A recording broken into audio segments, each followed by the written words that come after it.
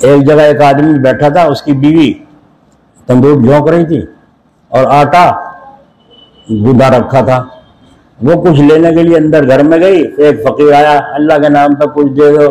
اس کے شوہر نے اٹھا کے گندا آٹا اٹھا کے دے دیا. بھاگ جا، لے کے جلدی بھاگ جا. وہ تو لیتے چل رہے، آٹا گندا اتنا سارا ہے. بھاگ جا. آئی بیوی، آٹا کہاں گیا؟ کیا ہوا؟ میں نے آٹا کہاں گیا؟ آٹا تو روٹی پکنے گیا ہے. آٹا گندا ہوا روٹی تو پکا گی اس کی نہیں. اس نے کہا وہ آٹا روٹی گوندنے گیا ہے. کہاں چلا گیا؟ کہاں بھیج دیا؟ میں نے یہاں جلا رکھا، تم نے کہاں بھیج دیا؟ چلو کچھ نہیں. اب شوہر کہہ رہا ہے اللہ میں نے تیرے نام پہ دیا ہے، اے اللہ میں نے تیرے نام پہ دیا ہے، اور بیوی میری جان کھا لے گی اگر روٹی نہ آئی. میں نے سیوں کہا ہے روٹی پکنے گیا ہے آٹا.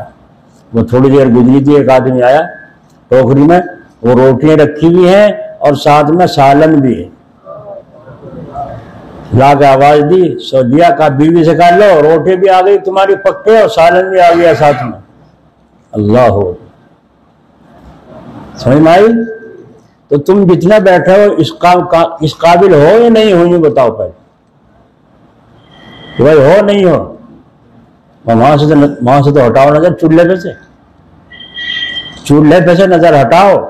جیب میں جو نوٹ ہیں ان سے نظر ہٹاؤ. جو بینک میں جمع کر رکھے ہیں ان سے نظر ہٹاؤ.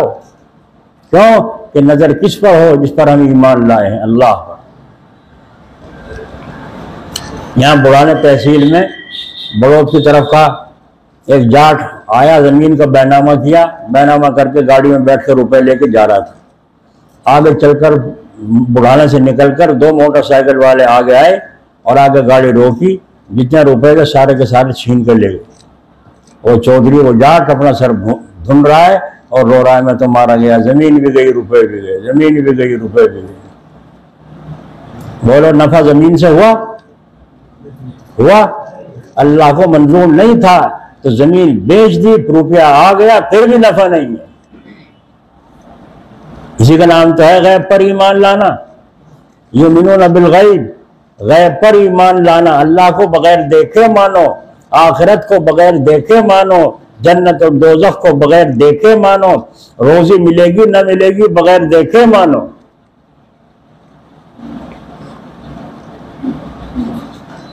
تو لوگ ان مستوں کے پیچھے پڑتے ہیں، ان کے پاس کچھ نہیں ہے سودا، نہ ان کے بس کا ہے.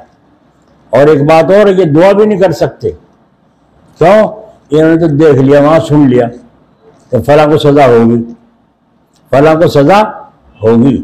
اور جب یہ سن لے سے تو باہر آ کر تجھے سزا ہوگی، اور سزا ہو گئی. تو وہ اس کے کہنے سے ہوئی یا اندر فیصلہ تھا؟ کہ بھائی اندر فیصلہ ہوا نا، وہ تو سنی سنا ہی کہہ رہا ہے. اب تم اس سب اجی دعا کر دو، اجی دعا کر دو، وہ کیا کر دے گا؟ تو اندر بھی نہیں کہہ سکتا، نہ خود کچھ کر سکتا. اور اللہ والے چاہے وہ ولایت کے ان مقام پہ بھی پہنچ جائیں کہ اندر والوں کی محفل میں شامل ہوں، فیصلہ ہو گیا سب کی محفل میں اللہ والوں کی کیا کہ فلاں کو سزا ہوگی. لیکن جب وہاں سے نکل کر اپنے گھر پہنچے تو اس کا باپ ہو گیا، وہ آ کر کے پیروں میں پڑ رہا ہے، رو رہا ہے اور دعا کروا رہا ہے، حضرت دعا کر دو، اللہ مجھے، میں تو مارا جاؤں گا، برباد. اب ان کی بات سن کے تکلیف ہوئی دل کو، مصلی بچھایا، 2 نفل پڑھ کے اللہ تعالیٰ سے درخواست لگائی، اے اللہ آپ کا فیصلہ جو کچھ ہے وہ تو سر آنکھوں پر ہے، لیکن آپ اس پر بیچارے کمزور پر رحم فرما دیجئے اور مدد فرما دیجئے، اس کو بری فرما دیجئے. دیکھا اس اللہ والے کو قطب ارشاد جسے کہتے ہیں، قطب ارشاد، اس کو حق حاصل ہے کہ وہ وہاں بھی فیصلہ خلاف کر سکتا ہے اور یہاں اس فیصلے کے خلاف درخواست بھی لگا سکتا ہے. اس مشق کو یہ مقام حاصل نہیں. آئی سمجھ میں؟ بلکہ اور الٹا نقصان تو ہو سکتا ہے جیسا ہو گیا. ایک آدمی کسی مشق کی بڑی خدمت کرتا تھا، ایک دن کہنا تیرے پہ اجڑ لیا، میں برتن بیچ کے بھی تجھے لا کے کھلا دیا مگر میرا بھلا کچھ نہیں کرا تو نہ آج تک. کہنا کیا؟ نہ کوئی دعا کری میرے واسطے. میں نے کہا دعا؟ دعا کر دوں؟ دعا کر دے. اے اللہ جیسے میں ہوں ایسا ہی اسے کر دے. وہ ڈالو ہو گیا، ٹپکتے پھر لگے، ہو گیا فائدہ. نقصان ہوا کہ فائدہ ہوا؟ تو فائدہ جس سے ہوتا ہے وہاں جاؤ. اور بعض ایسے سی آئی ڈی بھی ہوتے ہیں کہ سرکار نے بھی مقرر نہیں کیا اور سی آئی ڈی بنا ہوا ہے. دیکھیے جو منافقین حضور صلی اللہ علیہ وسلم کی خدمت میں حاضر ہوتے تھے تو کیا ان کو حکومت نے مقرر کر رکھا تھا؟ نہیں، خود ہی سی آئی ڈی بنا کرتے تھے اور وہاں سے جا کر دوسروں سے کہہ دیا کرتے تھے، اور اپنے نزدیک کسی میں جو کمی معلوم ہوئی اس کی شہرت کر رہے ہیں. یہ سی آئی ڈی دوسروں سے جو کمی بیان کر رہے ہیں وہ در حقیقت کمی کی چیز ہوتی نہیں، لیکن اس کی نظر میں کمی معلوم ہوتی. جتنے یہاں بیٹھے ہیں، اب میں جو سمجھنے لگوں سارے کے سارے جتنے بیٹھے ہیں سارے میرے معتقد ہیں اور سارے کے سارے میرے مرید ہیں. مرید تو ایک دو ہی ہوگا ان میں. یہ بیچارے محبت میں آ رہے ہیں، پتہ نہیں کیوں اللہ نے ان کو بھیج رہا ہے. اللہ تعالیٰ کو کیا منظور مقصود ہے، اللہ انہیں کو قبول فرمائے اور ہم سب کے لیے نجات کا ذریعہ فرمائے. ہم سب محتاج ہیں اللہ کی رحمت کے. سمجھ میں آئی؟ تو جتنے یہاں بیٹھے ہیں میں بھروسہ کروں یہ سارے کے سارے مجھ سے مصافحہ کر رہے ہیں.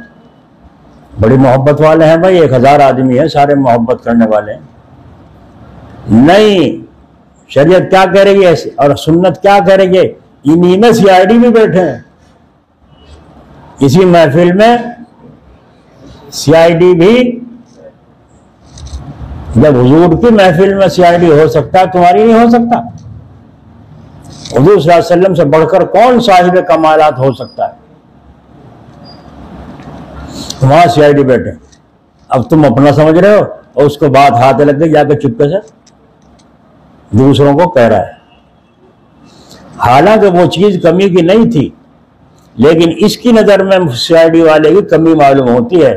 کیوں کہ اس کی طبیعت میں اعتقاد اور عقیدہ نہیں.